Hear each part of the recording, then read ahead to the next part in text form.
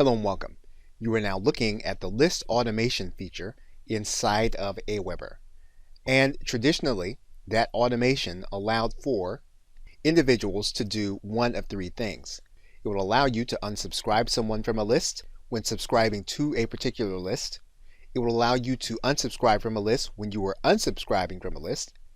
It would allow you to be subscribed to a list when subscribing to another list. However, marketing now demands that emails be more specific, targeted, and timed.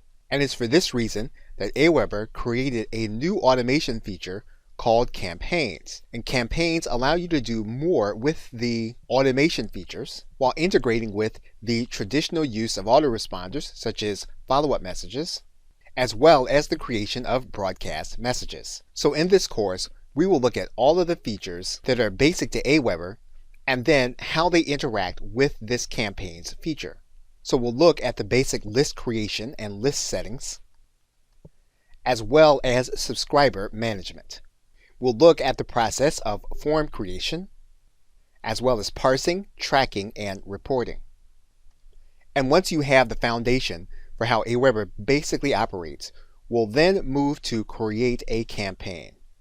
And we'll work through this process until the campaign is activated. Okay, so with that, thanks, and I'll see you in the first video.